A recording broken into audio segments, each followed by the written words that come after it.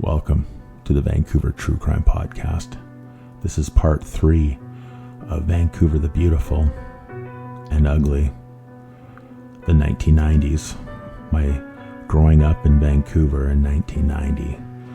So at this stage of the story, we're about 1994, and I moved in with my girlfriend, who was having depression issues. Her roommate committed suicide in the most bizarre fashion. Recapping, he left his car on with all the doors open and blasted a YouTube song at full blast on repeat, the With or Without You song. And then she found him in the bathroom hanging from the shower pole with his belt.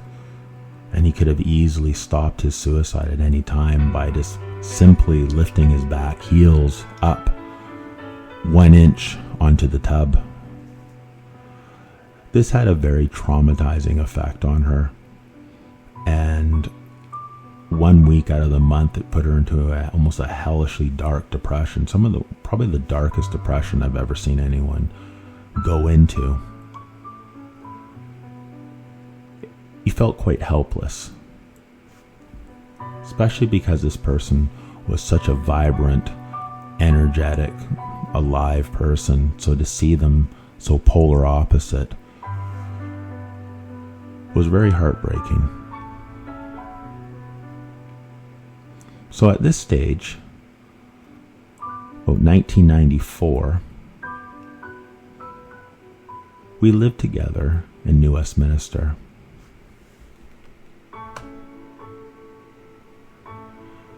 We lived in an apartment right by Douglas College, where she was attending school. But the depression was really interfering for school, and she wasn't able to keep up her grades. So she ended up dropping out of school because you're missing a week out of every month. You can't go to school like that and expect to do well.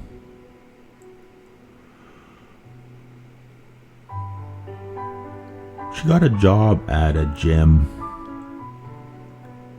She was an amazing cook, and she would make muffins and bake stuff and low-fat cookies and muffins and stuff. It's interesting too because obviously if you listen to the podcast, I was really into health and fitness, still am, but more hardcore back then than I am now. But the big thing was everything was fat-free in the 90s. Now fat is good, the keto diet. It was first opposite. Everyone hates carbs, and everyone hated fat back in the 90s. So she was hired in this gym to bake low-fat muffins and everything low-fat. Because in the 90s, people used to carbo-load. They used to load up on carbs, but eat low-fat. And I got a job at a nightclub called Club Paradise. Club Paradise was a fascinating place. To be totally honest, of all the places I've ever worked in my entire life, it was possibly one of my most favorites. It was extremely fascinating. There were so many different types of people. It was a real circus of insanity, and some of the craziest things I've ever seen was at that place. So my first night working at Club Paradise, my very first day on the job,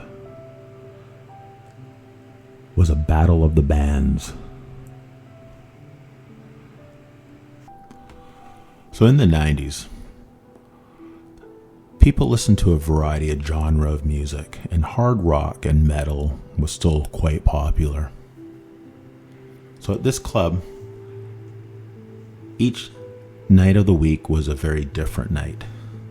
Monday it was closed. Tuesday was a pool tournament.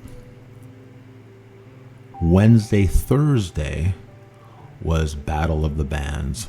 Rock bands, hard rock bands, metal bands, and they were battling it out for a big prize. So you get all these kind of garage metal bands. Some absolutely terrible, some not so bad, and some good. So my first night working as a doorman at Club Paradise, I arrived for work, and it was Battle of the Bands. And on top of this Battle of the Bands, they decided in their wisdom to have dirt cheap pint night. And because it was a Wednesday, it was one of the most popular Wednesdays of the month. Welfare Wednesday. So here we have it. We have Battle of the Bands, no cover, $1 pints on Welfare Wednesday. What could possibly go wrong? So I arrive for work, and not even an hour into my shift, this band goes up, and they were kind of like grungy, hippie. I would describe their sound as hillbilly rock, folky with a hard edge. And the manager working that night was a short Italian guy named Tony. And Tony taps me on the shoulder, and he points at the stage. He goes, "Get them off the stage." And I look, and to my horror, there's a tall, skinny man. This tall, skinny man is naked on stage, except for one thing. He has a pink glove on his genital area, and he's jumping up and down while singing, so the little pink glove waves, and he thought it was really cute. And all his hippie, hillbilly, hard rock followers were right up the stage, just loving this. So I don't know what to do. I'm like, I'm kind of like thinking about it, right? And then Tony taps me again. "Get them off the stage." So I just react. I go up on stage. First, I'm trying to ask him, hey, like, stop it. Like, stop the show. Well, while this is happening, this crowd of his loyal, crazy hillbillies rush the stage, and I have women clawing at me. I have guys freaking out. I have drinks being thrown at me, and I'm running around on the stage looking like a lunatic, looking for a plug or something just to shut the music off, right? Now, I have a tall, naked guy to deal with, because now the glove fell off. So now he's butt naked on stage, and it's just total chaos. So I grab him and I take him off the stage because he's naked. All of a sudden, this even taller guy, hillbilly, hippie looking guy with a big beard and long hair, and this guy's about 6'5", and he starts swinging at me, right? So I'm 6 foot, he's 6'5", right? He has a reach advantage. And so what I do is I get him in a clinch, so his long arms are no longer useful, and I start kneeing him as hard as I can in his ribs until the guy falls on the floor. By then, the other bouncers finally have helped me out and cleared the band and cleared the area, and the music is off. And it's absolutely mayhem. I have girls coming up to me screaming, every name in the book. I have beer being thrown at me. The $1 beer that they ordered, now it's being thrown everywhere. And now the cops come and they clear everything out. So that was my first night. Oh, but there's one more thing. So when things are finally calm and people, his crazy hillbilly people, start coming up to me, and they kept telling me how lucky I am. And I'm like, why am I lucky? Apparently, the guy that I fought with was some kind of master multi-black belt with 7-degree Dan and some bullshit karate or whatever, something that obviously doesn't work.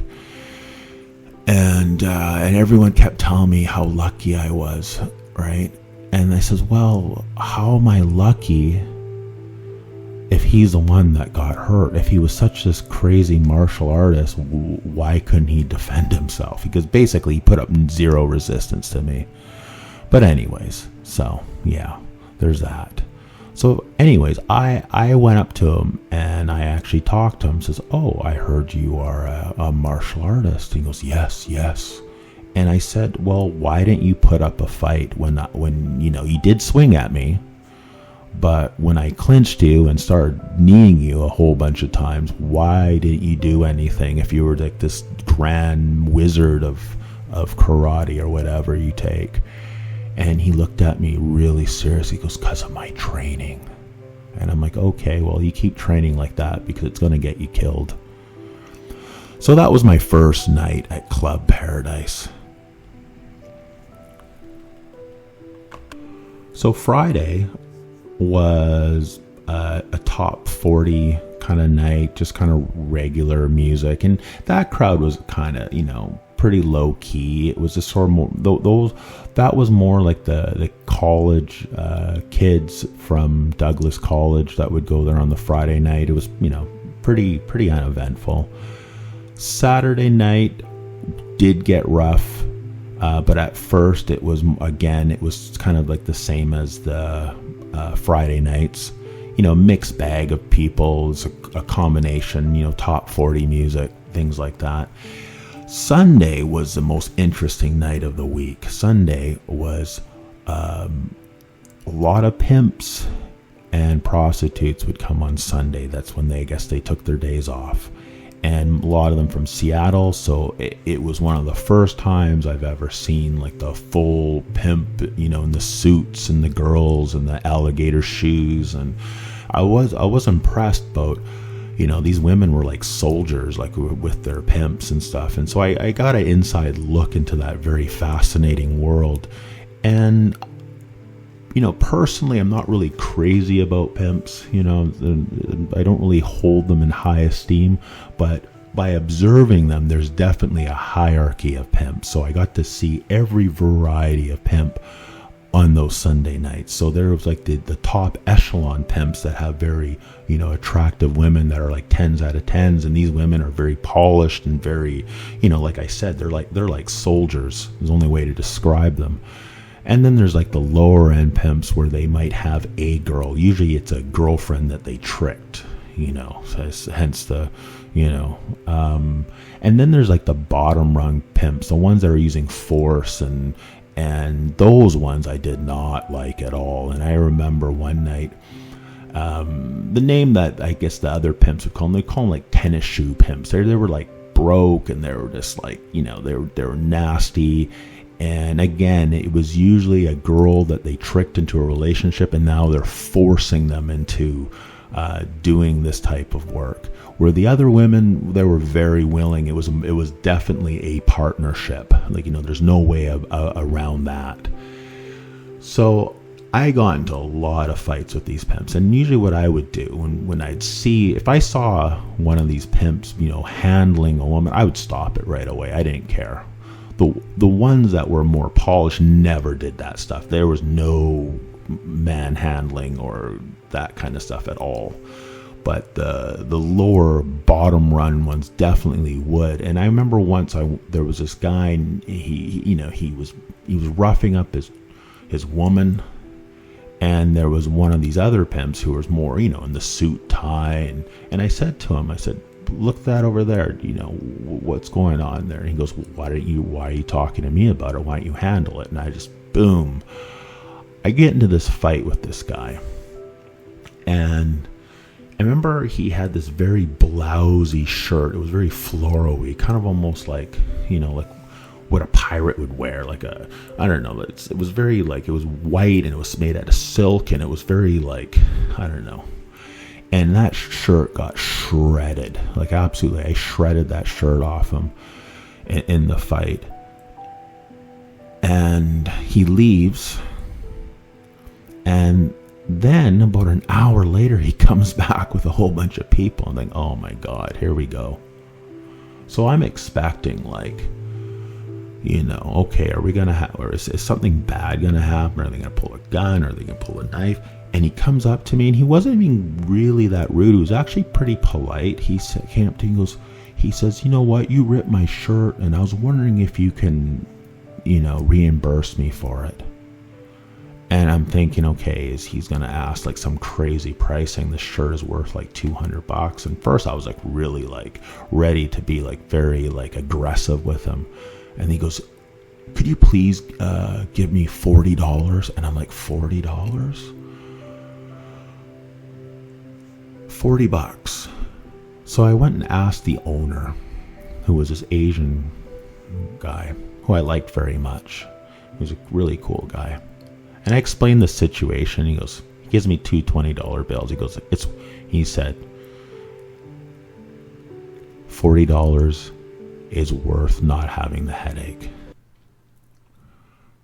So one of my favorite persons that would come on the Sunday, he was a black man in his 40s. So picture Carlton from Fresh Prince of Bel-Air, but an older man with a mustache and balding, with the hair on the side, wearing the sweater with the collared shirt, and jeans are a little bit too tight. So he would come in every Sunday. He never came with anybody else. He never talked with anyone else. And he would stand on the side of the dance floor. And he would drink vodka paralyzers. He usually had about 4 of them before he was ready. And he'd be vibing to the music. And then finally, after his 4th vodka paralyzer, he would go on the dance floor and he would just bust the most crazy dance moves. And he would dance by himself non-stop. This guy would do twerking, the butterfly, the Roger Rabbit, like every dance move. And this guy had the best time. And I would just watch him in amazement that he was able to be so free and have such a great time, and almost in awe of him. But his dance moves were absolutely amazing. The scene of that night particularly was quite interesting because you had a lot of people that you would think that would be very violent, and most of these people were the most nicest people, even though you did not agree with their choices of life. There were 3 pimps, for example. One was named OJ. Remember, OJ was all in the news about murdering his wife? Well, this guy was named OJ too. And then there was another pimp named Squeeze. And there was another one named Juice. So 3 pimps all hung out at the same club named OJ, Squeeze, and Juice. So I got to know these people quite well, and actually got to like them quite a bit, because these people, they lived their lives on their own terms. And to me, they were very respectful. They didn't really ever cause any problems. And they usually, if there was issues, they would police it themselves. So a lot of these women were sex workers.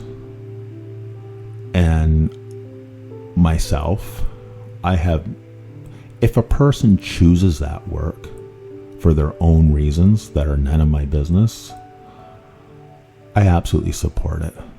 But obviously I don't support someone being a sex worker when it's forced, like human trafficking.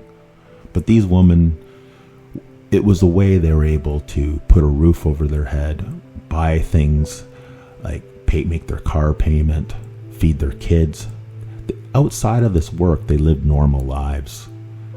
They had children that were in school, in elementary school, and even high school. They put clothes on their kids' back. They celebrated Christmases and birthdays, just like everyone else. They were human beings. So there was a situation. There was these creeps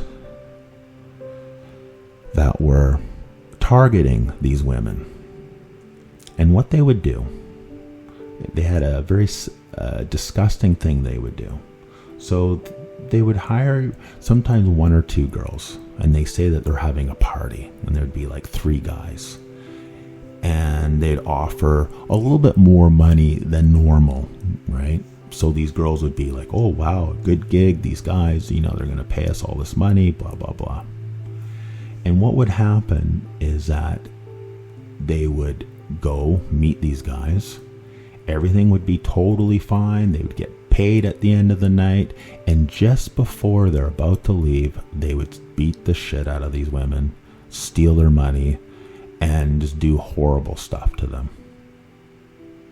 And film it and taunt them and, they terrorize them. So,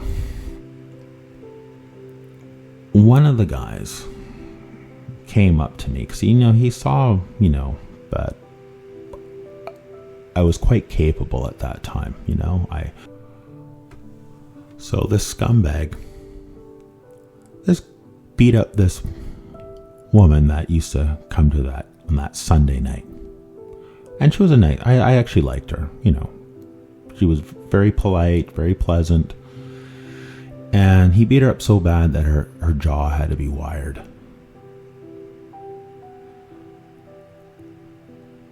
So one of her family members came up to me. And he explained the situation. And he said to me, he goes, I'll make it worth your while if you can help us out with this problem. So at that time in my life, money was pretty tight. This wonderful gig at Club Paradise paid $50 a night. So for $50, I would have to wrestle, fight, put myself in some pretty dangerous situations. And, it did get pretty rough in there, as you can tell. The first night, the guy with the pink glove. That was possibly one of the roughest, but there was some pretty rough nights. Like there was one night, I don't know what was really going on. Like I didn't know everything that was going on, but for some reason around that time, the Indo-Canadian guys and the Jamaican guys did not like each other, but it was something, it had nothing to do with race. It was some kind of business thing. It was some kind of thing that went bad. And one night I worked. There was Jamaican guys on one side of the room and Indo-Canadian guys on the other side of the room, taunting each other, throwing bottles, throwing chairs, and it was going to turn it all out brawl. And I'm just like, no effing way. Stuff like that, call the cops. It's just, what can you do? One guy ended up getting his head split open with a bottle. It was pretty brutal. So anyways, I'm putting myself in these very violent situations for $50 a night. My girlfriend at the time is not working very much. She has heavy depression, and I thought, well, I'm doing this anyways. I'm picking up and throwing people out of literally sometimes picking them up and actually throwing them out. And why don't I just do this, help this guy out, and get paid a lot more money? That's how I rationalized it. So he explained the situation. He says, we know where the guy lives, and we know where him and his two idiot people live.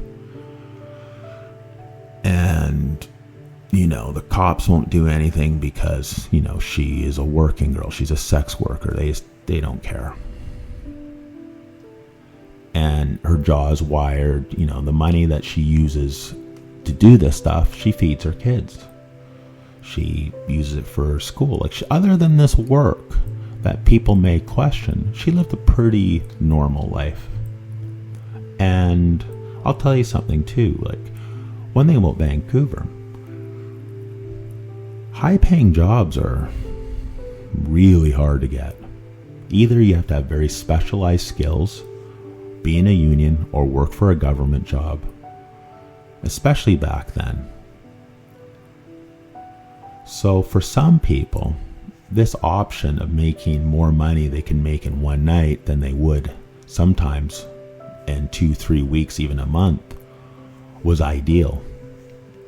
So anyways, I told the guy, I know the perfect person that can help me with this little task that you have in mind. who do I call up? Who's the craziest psychotic person that I know that's capable of doing these types of things? I call my friend Kevin. So I tell Kevin about it. He, as soon as he hears that there's going to be money involved, he's all in for it, right? So the apartment was located in New Westminster as well. And the guy was he was some self-proclaimed stuntman. That's what he would tell these women. He works in the movie industry. He's a stuntman and la da da da, and that's why he has all this money and he works so much, and this is how he blows off steam. Real piece of garbage. Him and his two friends, they would offer more money than normal, and then when the women were ready to go home after they did what they agreed upon, they would get attacked, beaten up, gang raped, and pretty brutalized. So anyways, I tell Kevin about it. He just hears money. He's all in. We drive to this disgusting apartment, and even the outside, we kind of looked like, whoa, right? It was a 3-story apartment building with no elevator. We see someone walking out of the apartment. We walk up to the apartment. They actually hold the door for us to open, so we just go run up. These people live on the 3rd floor. Kevin is wearing combat boots. He's wearing a Punisher t-shirt, and I believe he was wearing surfing shorts, boarding shorts. I'm wearing jeans and a black shirt, and I think I wore old school East Van Dayton's. I have a retractable baton, pepper spray, and I think Kevin brought a blank gun and a mag flashlight, those big flashlights. We kick in the door, and the place is absolutely disgusting. It is so gross. It looks like there's bottles, and there's 3 guys. I am not kidding. It is disgusting. There's 3 guys. They're in their underwear. They're sitting on the most disgusting couch I ever seen. They have a large TV screen, and they are watching adult movies, and me and Kevin were kind of in shock. These guys freak out. Kevin goes into action, grabs one guy, throws him against the wall. Another guy, he runs past me outside. I chase him down the stairwell, but it was the back entrance. He's all frantically while I'm chasing him. He runs to hit the door open, when those push doors open, but he's in such a frantic, he can't get the door open because he's just I don't know, they probably were drunk or high or something. I'm on the 3rd stairs from the bottom. He runs and lunges at me. I just kick him in the face because I'm higher than him. He just instantly, he's out. I run upstairs. I hear screaming. Kevin knocked out one of the dudes. The other guy, he's at the window. Kevin actually picks him up and throws him out of the 3rd story window. And I just look at Kevin and I go, we got to get out of here. We look around the place in case there's any more people in there. We open up the bedroom, and to this day, it just absolutely blows my mind. There was, again, another disgusting mattress on the floor, and on the walls, and all the walls, there was pictures of pornography, cutout pictures of porno mag pictures plastered all around the walls. These guys were effing lunatics. So we get the hell out of there, and we got paid, and I don't know, I never did anything like that again. It made me actually kind of feel, question my whole reason for living and being and stuff, because I just couldn't do that on a regular basis. Too unpredictable, too violent, too crazy, too everything. Kevin continued on doing that. So I think for Kevin, that was probably the first time he ever did that. But he started doing that as a way of making money, collecting for drug dealers, again, a lot of collection stuff. I think shortly after that, he actually went to jail for, I don't know what he went to jail for, but he was in jail. See, Kevin did so much stuff all the time that when he got caught or pinched for something, he would honestly not know what exactly they want him for. So I actually don't remember why he went to jail, but he was in jail for that time. Eventually he went to jail for 5 years for doing armed robbery. He held up 2 gas stations back to back, and he got 5 years for that. He did around this time. I didn't see him for about a year because he was in jail for a whole year. So I continued working at Club Paradise for about a year, and I actually felt like that job, I learned a lot about human nature. Sometimes people are not what you expect. Never underestimate certain people. And there's one person that I felt that was probably one of the most dangerous persons I've ever met in my life. His name was Randy. Randy was possibly one of the best fighters I've ever seen in my life. And if you saw him, that's the last thing you'd expect. Randy was tall and skinny. He was about 6'2", maybe 6'3". He was possibly maybe 170, maybe 180 pounds, probably 170. He was pretty skinny. He was always disheveled. He was always drunk as a skunk, high on something. He had long hair, and he had a big mustache. Randy was a world-class kickboxer. He was at one time he was ranked top 10 in his weight class. And Randy used to love getting really hammered, and he would show up. And we were warned. I remember a cop came up to me and says, "Please don't pepper spray him. It does nothing, and it just makes him more violent." So Randy, what he would do, he liked to pick fights, and he especially loved to pick fights with big bodybuilder, steroid type of guys. He would get them all worked up, and he had this technique where he was able to be as close to that person's face. He'd be like, his nose would almost be touching that other person's nose. He'd be right in their face. And he'd wear cowboy boots too.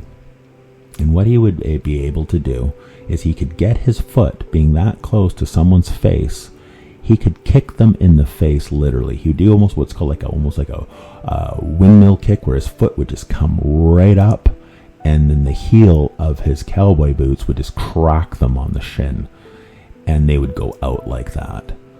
So one time Randy came, and my job was to keep people away from Randy. And Randy went up to some big dude, and he was doing his thing, and the guy, without even warning Randy, because Randy's picking a fight, the guy punched him in the nose, bloody nose. So Randy now is really pissed off, and he's screaming and yelling, and I go get a cloth for him. Hey, let's go in the bathroom, let's get your nose fixed, right? So I'm in the bathroom with him. He starts freaking out, screaming, "I'm gonna snuff the guy," and he's freaking out. He rips the towel dispenser off the wall. I just get out of there. I'm not gonna get in the line of fire with this guy. So I'm standing at the bathroom, and of course, this is so typical when you're working in a nightclub and you're dealing with a very violent situation. There's a moron, right? It's always a dude too, right? A moron guy he has possibly never been in a fight in his life, and he comes up to me and goes, "I need to use the bathroom." I go, "You're gonna have to wait or go in the woman's bathroom if there's no one in there." "But I have to go." And while this is going on, I hear Randy screaming like a psycho. I go, "Okay, fine, go in there then. Go in there." And then he looks at me and goes, "Well, are you going to kick him out?" I go, "Why don't you kick him out?" And then the guy just looks at me and shakes his head, right? And think, So anyways, yeah, Randy was a complete psycho lunatic who felt no pain. He had a high pain tolerance. He was extremely violent. Another incident that always stands out to me is so one night, it was a Saturday, and the Saturdays became more where the Indo-Canadians would come. And thing with that night, it was a very violent night. There's no way around it. Lots of fights. They would always come with intoxicated. That was possibly one of the issues, is that they would arrive in huge groups, and they would, usually drinking hard liquor, and those nights were pretty violent. So one of those nights, it was a Saturday, there was a group of, say, about 12 Indo-Canadian men, and one of them looked really familiar. I'm like, that guy looks familiar. And one of our doormen was this big Jamaican guy. This guy was huge. I used to call him the Jamaican Andre the Giant. He was 7 feet tall, and this guy was big. Like, he was probably about 325 pounds. He was a big dude. And he grabs me. He goes, "Know who that is?" And I'm like, "Nope." He looks familiar, though. He goes, "That's Bindi Johal. That's the guy that's going around shooting up all the clubs and causing all the shit."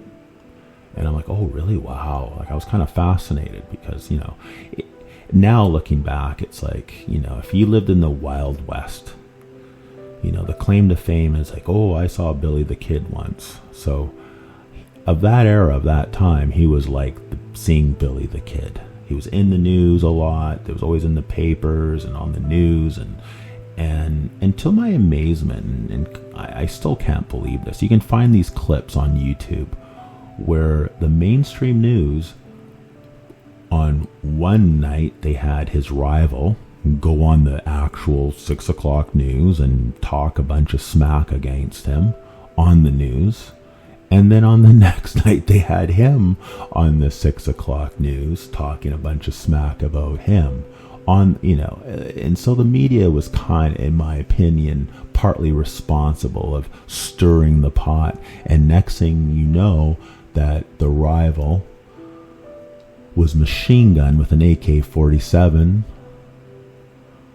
on Kingsway during rush hour. If you're familiar with Vancouver, Kingsway and Broadway area, it's a very busy area. It's a real thick artery of traffic, especially around rush hour.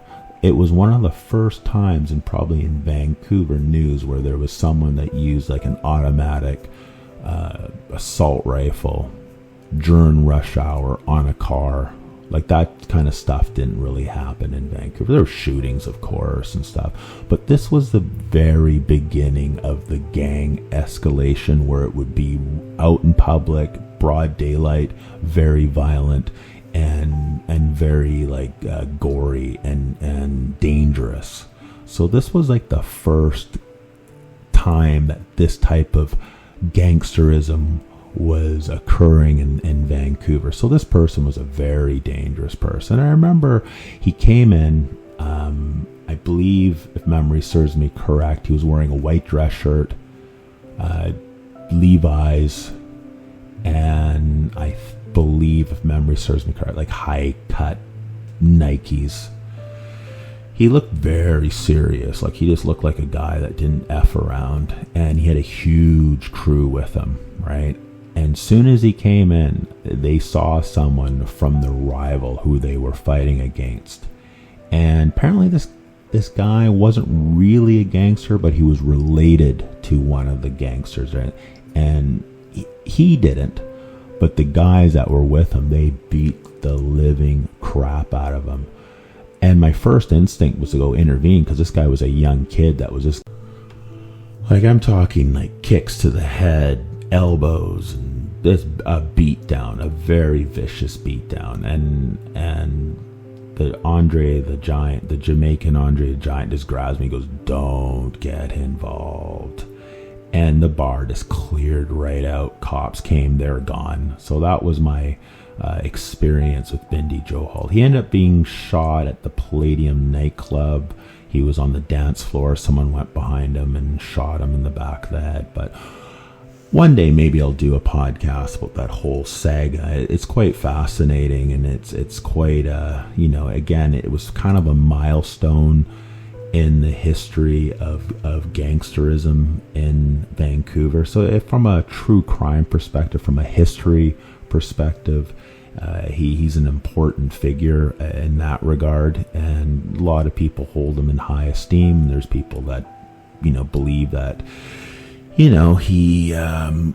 stood up for the Indo-Canadian community, and one thing I do have to say is that in the 90s and in the 80s, there was a lot of really vicious racism against people of that community. I remember it, right? I had a lot of friends that were Indian, and some of my best friends were Indian. I grew up with, my friend Nomi Gill. One day I'll tell a podcast about him. He's a fascinating character.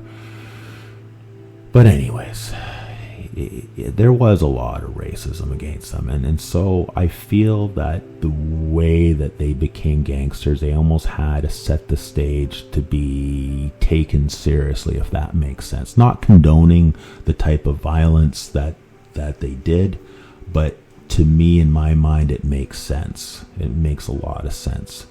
So they had to kind of establish themselves as serious players, that they weren't going to take, any crap from the other ethnic gangs or the more established gangsters.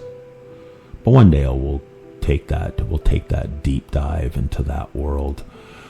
So after that situation, I started in Vancouver. The movie industry started to make more of a presence. And I started getting extra work.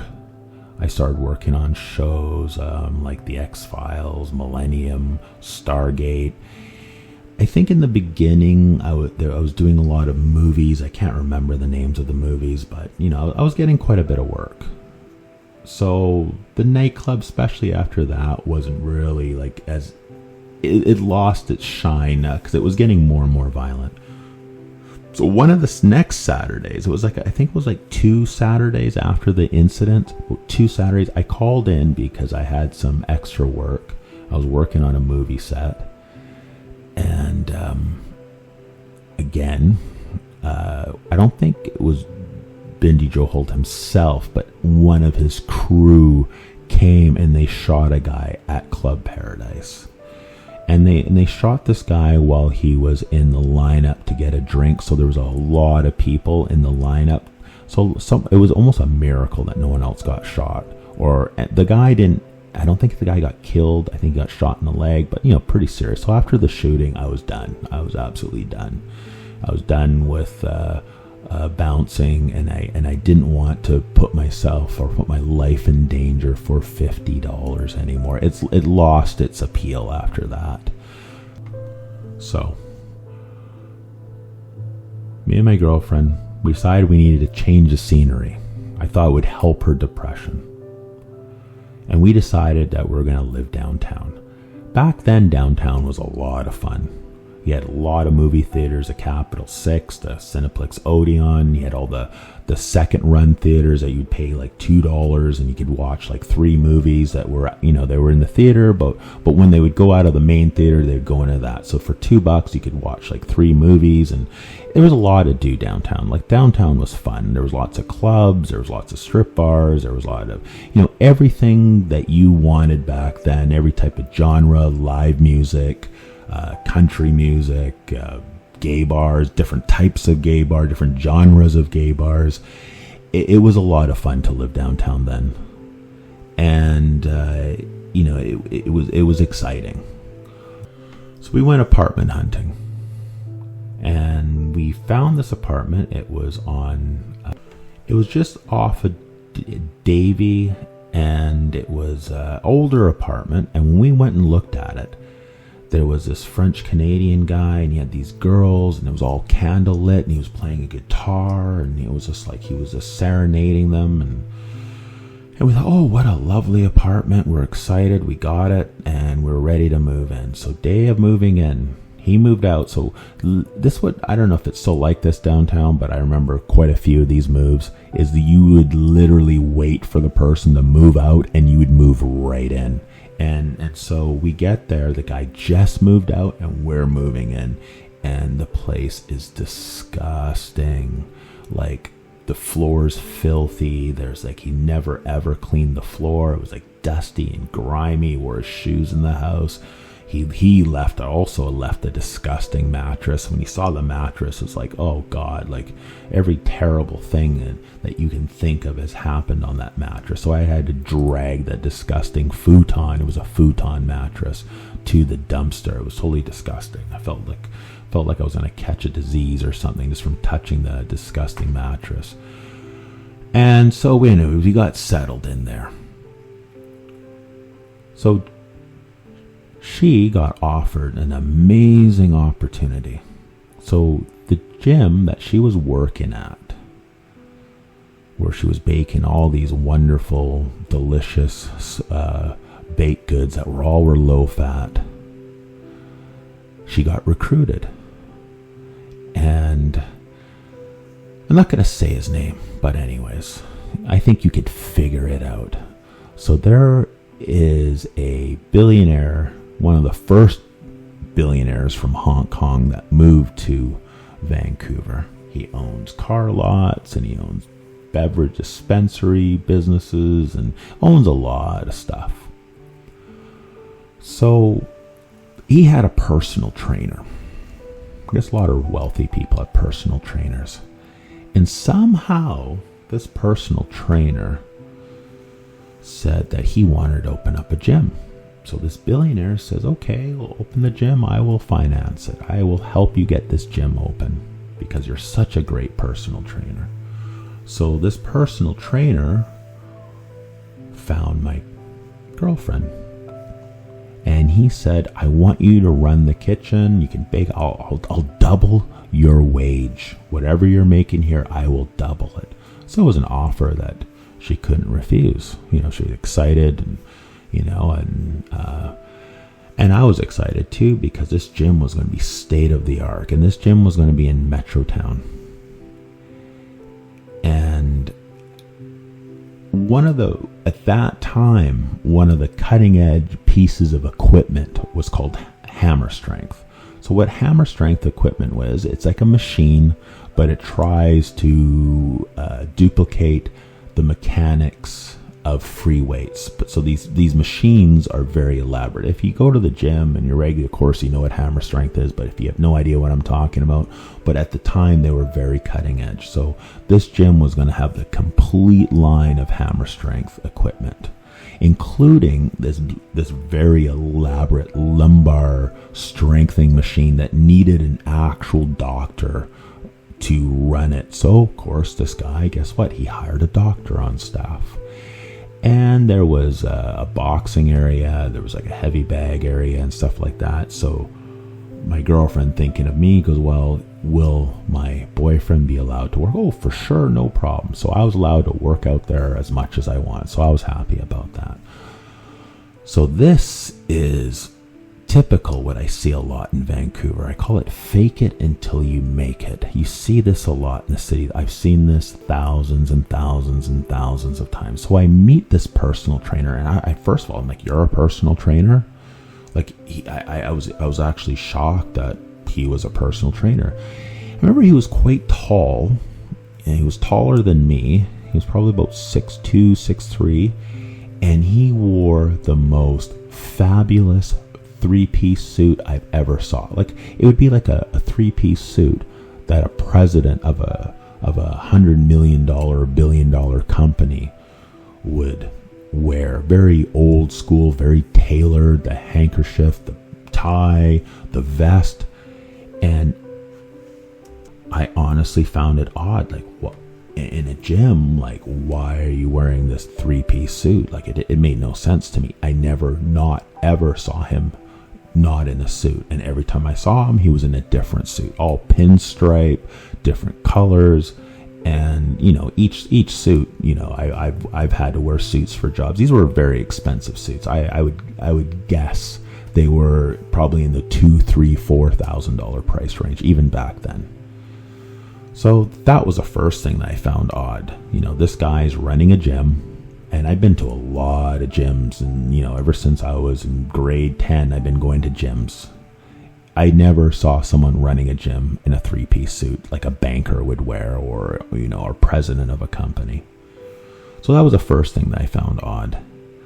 And then the second thing was the actual staff at this gym. So lots of gorgeous ladies there, which I have no problem with. But talking to them, I realized that they really didn't know much about training, exercise, different protocols, systems, training regimens. They didn't know anything. So I asked, so where did you work before this? He goes, oh, we worked at Cactus Club. And then the next girl, oh, where did you used to work? So I started doing a survey. So these women were in charge of selling the memberships, trying to get this place busy, trying to get it active. Because again, of all the different types of businesses, new gyms are difficult. There's a lot of competition. Even back then, fitness world was, very competitive. A gym, they one thing about fitness world, they were good at their marketing, and they kept their gyms full. So anyway, so here they are, this expensive location in Metrotown. They have the complete line of hammer strength equipment, and, very nice place. I said it was a gorgeous place. Lots of big screen TVs. This is when big screen TVs start being more prominent. And in the locker room, they had these beautiful rosewood lockers that were absolutely gorgeous, beautifully polished. Everything was very nicely put together. Beautiful locker room, nice showers. There was a heavy bag boxing area. There was this super expensive, elaborate lower lumbar machine with a doctor on staff. The reason I'm saying this, you can see this is starting to add up in money, right? And now, you open up a gym literally with multi-millions of dollars of equipment. Who do you hire to sell memberships? Well, this guy who wore these fancy suits. Oh yeah, by the way, he had a brand new Jaguar as well, which he leased. And he lived in this fabulous penthouse. Apparently he lived in this fabulous penthouse apartment in downtown on Pacific Avenue. So he's living in this very expensive apartment, wearing 3-piece suits. Obviously has a closet full of them. Driving a Jaguar, opening up a gym with multi-millions and millions of dollars of equipment. Like, everything's state of the art. So who does he hire to sell membership to get, sort of return on investment?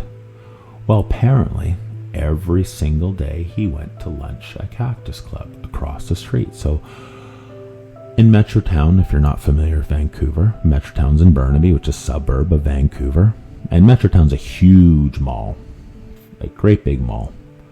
And then on the front of what runs in the front of Metrotown is Kingsway. And on Kingsway, there's a restaurant called Cactus Club. So if you're from Vancouver, of course you know what Cactus Club is. But if you're not, because I have people all around the world that listen to this podcast, thank you very much. Cactus Club is a chain restaurant that's very popular in Vancouver. And they usually hire very attractive waitresses as part of their marketing or business operation plan. You go in there, you're going to see young, attractive women working at Cactus Club. So he went and recruited all of the waitress staff from Cactus Club and offered them double the money. Remember this thing, double the money that you're making. How much money do you make in a month? Well, I will double that, right? And it was quite funny too, because when I would see this guy walking around, he always had like a little entourage of women, which was kind of funny. So anyways, continuing on with the story. So I would work out there every day, and I'm just watching in amazement, right? You have these women that don't know how to sell memberships, and really they had no sales training, no sales skills whatsoever. And I'm overhearing them, right? So what they would do, right? Because again, they don't really know what they're doing. So let's say a guy comes in wearing jeans and a t-shirt, wearing running shoes, and says, "Hi, I would like to buy a membership." So those girls would look at him and look up and down his outfit and say, "Oh, you want to buy a membership here?" "Yes." "How much is it?" "Oh, it's $400. Which at the time was just, outrageous. So the guy would just say, "Oh, F that," and walk out. And then I would say, like, well, why did he tell him? Because it wasn't actually that much. Like, why would he tell him that? "Oh, we don't want people like that working out here." I'm like, "What do you mean you don't want people like that working out here?" "Oh, we don't want broke people." "Well, how do you know he's broke?" "Well, look what he was wearing. He was wearing jeans." And you know what? I knew a lot of people that didn't dress up that made a lot of money. Not everyone likes dressing up, but these women couldn't get that in their head. Some guy running a bunch of successful contractor making hundreds of thousands of dollars a year probably doesn't like dressing up because he doesn't have to. But they couldn't get that concept, so they would judge the person on what they were wearing. So if they deemed the person worthy, then they would give them a more of a fair price. So obviously they were not selling memberships. Every time I went in there, it was empty, absolutely empty. So I sense this is a train wreck waiting to happen. So one day I'm working out, and Mr. Suit and Tie comes up to me, and honestly, I was nice, I was polite. He's letting me work out free in this multi-million-dollar gym, so I was cordial. And everything I'm doing, he's correcting me and blah, blah, blah. So, of course, I don't even know what he even looks like under the three-piece suit. He could be, in great shape, or he could be a fat blob for all I know, because he's in a three-piece suit. And he's, like, critiquing everything I'm doing and my form and this and that and, and how I'm doing it. And I'm just like, okay, sure. Well, it's worked for me. I'm happy with how working out like this. I've never had any injuries. I've always seemed to move forward, right? So I kind of saw the guy as an arrogant prick, right? Just like, kind of a blowhard, right? So no one's working out there. A doctor who guess he was seen as worthy of working out there. He's upset. I remember I was working out one time. He comes in, he's really upset. And he goes up to the girl and goes, "Guess what? Those lockers that you bought are no good." And he goes, "Well," and the chick's like, "What do you mean?" He goes, "The locks don't work. They had like this little key lock, right? And all he had to do is grab the bottom and pull it hard and the thing would just pop out." So while he was working out, someone from the street walked in that no one noticed, and boom, popped all the lockers open. You just have to grab the bottom of the lock of the door and just pull it hard, and the lock mechanism would just break all off. So you go in the changing room, all the locks have been busted open just by someone popping it out. This like a little bit of force. Everyone's wallets got stolen. If they had anything expensive, watches, anything of value, their stuff in their briefcase, laptops, that kind of stuff. There was no iPhones or anything like that. Cell phones were around, of course, but, again, right? All ripped off, and no one noticed. So guess what? They lost that clientele. So now they're in desperate waters, right? They're in desperate waters. The gym's empty. My girlfriend who's working there, who's cooking all this stuff, people would come in and buy the stuff from because the food was so good, but they wouldn't buy a membership. So I'd sit there and having a shake and stuff. And I'm just watching this like this. Now it is a bona fide sinking ship.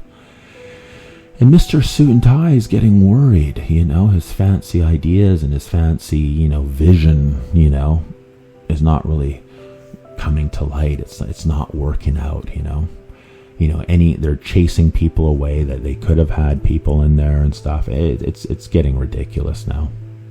So what did they do? Well, they hire this hotshot sales guy. And apparently he used to work at Fitness World. Oh, he sold all these memberships. He was like the best. He was the best at selling memberships in Fitness World history. So he says. So he gets a job at this place, and guess what he was offered? Double of what he was making at Fitness World. That was the offer. Sounds familiar? So then I noticed, like, you know what? This guy's actually doing what he says he's. I'm going in, it's getting busy. They replaced the lockers to now normal lockers where people can just bring their own padlocks, not the fancy rosewood ones. The gym's actually getting busy. And, there's a little bit of atmosphere in there. And so actually, wow, like, man, this guy, he is the hotshot salesman that he said he was. So one day I'm using the heavy bag. I have bag gloves. And this person comes up to me and goes, "Hey, where did you get those gloves?" I'm like, "Oh, they're mine." He goes, "Oh, you didn't get them? You didn't get them for the membership?" I go, "Oh, no." I go, "What do you mean?" He goes, "Oh," he points to Mr. Hotshot Salesman. He goes, "Yeah, he said that if I bought a membership, I'd get free bag gloves and boxing equipment." I'm like, "Really? Oh, okay. Well, no, I've never heard anything about that." And then not so long after that, someone else came up to me again. Bag gloves. "Oh, we're supposed to get bag gloves, and apparently these stainless steel travel coffee mugs and sweatshirts." And this started happening more and more. And so what this guy was doing, and when the light was shed on this guy, everything this guy said was an absolute lie. He did work at Fitness World, but he was actually fired from there for stealing, for saying fraudulent stuff. He was actually stealing people's credit card information. Like, he was actually wanted for fraud. He was actually waiting for an actual trial to actually go to court to get charged with fraud. So he was lying through his teeth. And of course, they didn't do any background check. It was just him, Mr. Three-Piece Suit. "What are you making? I'll double it." And that was pretty much the interview, because he just wanted someone that would sell memberships.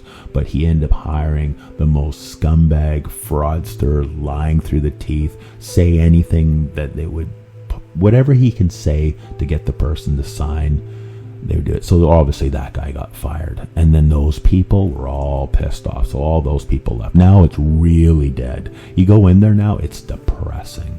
Absolutely depressing. So finally, Mr. Billionaire is not impressed.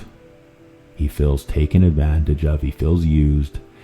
And one of the other companies he owned was called Viking Security. And Viking Security hires ex-cops, RCMP, police, but usually like ones that were high rank, and they work like security detail and, that kind of like VIP, special protection, that kind of stuff. So one day I'm at the juice bar talking to my girlfriend, and I see these dudes walk in, and you can just tell they look serious.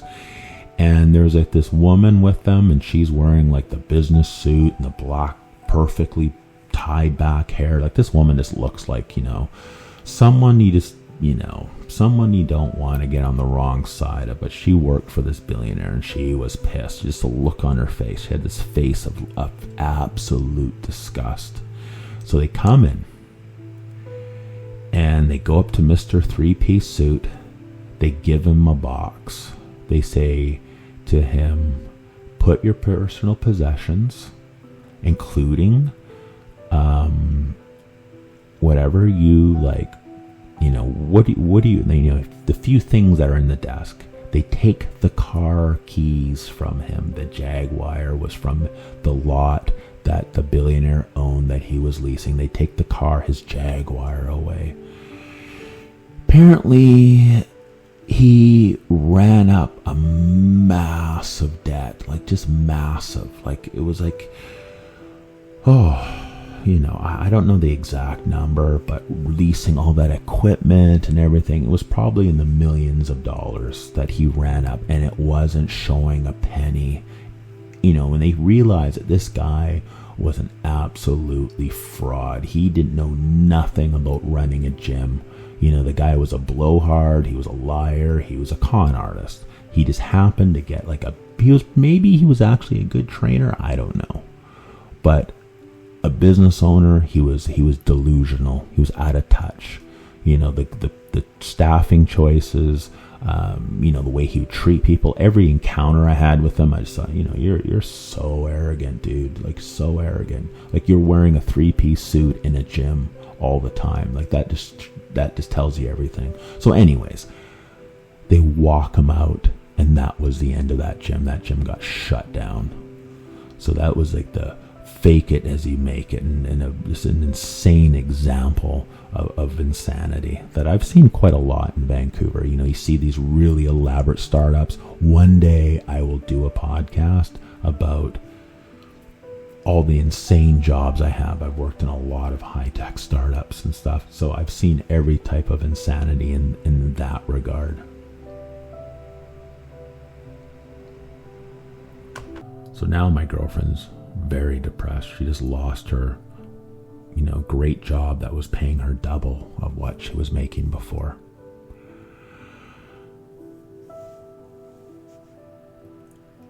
Our relationship started to really go downhill from here. We live downtown, and our place, and this happens sometimes to a lot of other people I've known who live downtown, their place becomes a hostel, a hotel. And every weekend, there was someone staying with us, sometimes for 2 weekends. The same person. They'd stay for the week, and they come back the next weekend, right? So all of her friends from the Vancouver Island, the people from interior, her family, and I didn't feel like I was in a relationship with her anymore. I felt like I was her roommate now, and I shared a space with her that anyone and everybody, like our buzzer would ring and, oh, it's Bub, like always impromptu, like just someone just showing up all the time, just showing up. I'd come home, there'd be a whole bunch of people sleeping on the floor. And just as you get irritating, eat up all your food, not respecting your privacy. Sometimes they would all be getting all drunk, but it was taking a serious toll on me because I felt like I had no privacy and my space was not being respected. But there was also some good stuff that was going on around this time. Her dad gave us, because we lived downtown, he gave us season tickets to the Grizzlies, which was totally awesome. And it was cool because I got to see all the other teams beside the Grizzlies, like the Houston Rockets, the LA Lakers, the Seattle Sonics, New York Knicks, and when the Chicago Bulls came, her dad, who liked to spend money and show off, he came and he took us to see the Chicago Bulls, but he upgraded our ticket, so we sat behind the bench. So the first season of the Vancouver Grizzlies against the Chicago Bulls, when Michael Jordan played with all their NBA All-Star team, Dennis Rodman, Scottie Pippen, I sat behind the Bulls bench. Dennis Rodman didn't play on that game, but I actually sat behind him, and it was pretty awesome. It was actually one of the coolest things I've ever done in my life, to see such a high caliber, world-class athlete like Michael Jordan play in real life. So I'm very grateful for that experience. And even getting ready for this podcast, I actually found the NBA game in its full length on YouTube, and I was slowly trying to find when the camera would scan the Bulls bench to see if I could see myself, but of course the camera would just zip by. I got so frustrated, so I gave up. So we had that. So we'd go to regular Grizzlies games, which was good. And I think the dad was trying to do something to break her depression because it was pretty bad. And this definitely helped because she liked that kind of stuff. And I think having all the people over, like she was a type of person that needed some kind of excitement and distraction. And in hindsight, like always allowing people to come over to her house and sometimes party when I'm not in the mood to party, right? It's like, for some people, especially if they live in a small town and they're coming into Vancouver and they have a friend that lives downtown, they think, oh, I don't need to get a hotel because my friend lives downtown, and, they go to the bar, and then when the bar closes, they're coming to your house. That would happen all the time. It was super irritating, and I got, quite frankly, quite sick of it, and it started to grind down the relationship quite a bit. And around this time, so now, because that gym in Metrotown got shut down, I needed a new membership, so I started working back at Neighborhood Gym. Neighborhood Gym was on Granville Street. It was a 24-hour gym, and this is where I met Craig. So I did a podcast called Who Killed Craig Abrahams, which is a cold case homicide, and I knew him very well. And if you're interested in that whole event around his death, please go check out the podcast of Who Killed Craig Abrahams. I'll actually post it on my story on Instagram if you're interested, so you can find out more about it. It's a very tragic, strange story. I won't get really into it now, but just moving forward here. So how did the relationship dissolve? So I wasn't really working full time. I was doing gigs here and there, and I was doing like a lot of extra stuff, and it's very sometimes weeks you're working lots, sometimes you're doing nothing. It's quite stressful, right? And so I started job hunting, and back in the day you would job hunt using the newspapers. So there was an open call for a casino down in the Plaza of Nation. The Plaza of Nation is now where it doesn't exist anymore, but it used to be where the expo ground was. And if you're not from Vancouver, just look where all the big stadiums are. It's in that area where BC Place and now General Motors Place. So they were opening up a casino. It was called Royal Diamond Casino. Royal Diamond Casino was one of the first big casinos in Vancouver, and they had an open call. So I went and I applied, and the lady really liked me, thought I was, had a good presence about me, had a good persona, and she said, well, if you're interested, we're going to train you for our blackjack program. And I thought, oh, awesome. I thought that would be so cool. Because again, I didn't want to go back to working in bars, bouncing, dangerous stuff. And, the extra stuff was very unreliable. So I was looking for some reliable way to make money. So the training was really brutal. Like you had to be, because again, you got to be able to smoothly read people's hands really fast. You got to do it in a very fast fashion, and you got to be able to do it smooth. You can't be rough doing it. So the training is very rigorous, and you got to drill and drill. So I learned all these drills of like how to count cards fast and add up cards really quickly, but you had to practice and practice. So every time I came home, so there was again, I'll back up a little bit. So they had 2 weeks of really intensive training, and then after that intensive training, they were going to start doing floor training where you're actually working a little bit with customers, getting you kind of ready to work with actual gamblers. And remember too, you can't screw up when people are spending money, and you got to be really polished and really good. So they're expecting you to practice, and when you go home you got to practice, and then you're tested and stuff. So what would happen is that for this whole 2 weeks, again, we're in a small 1-bedroom apartment in the West End. Every time, especially on the weekends, there's people partying and yahoos and no space, no time. There was zero ability to be able to practice. So I'd come back. Everyone's really sharp and good because they got to practice, and I just look like an idiot, and I end up leaving the program early because there's just no way to do it. There was no way to get good without having the ability to practice when you're at home on weekends, on evenings, and things like that.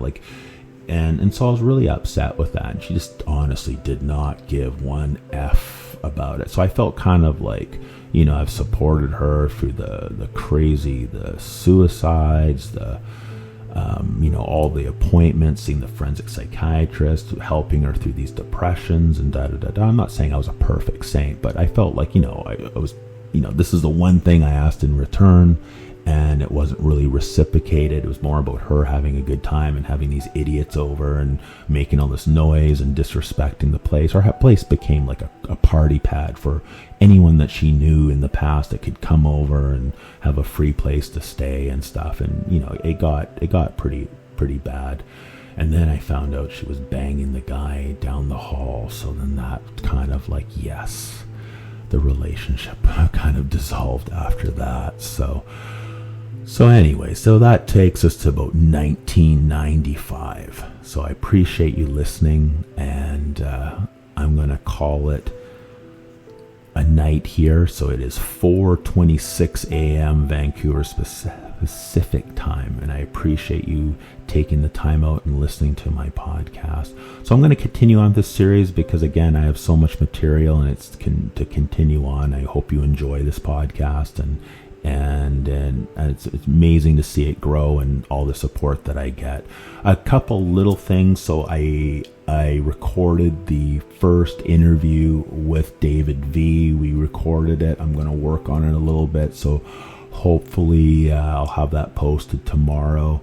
And I got some stuff lined up for next week. I'm going to be doing the Martin Tremblay interview with one of his victims. This guy was such a horrible piece of garbage. His name should be more famous because he did a lot of bad stuff.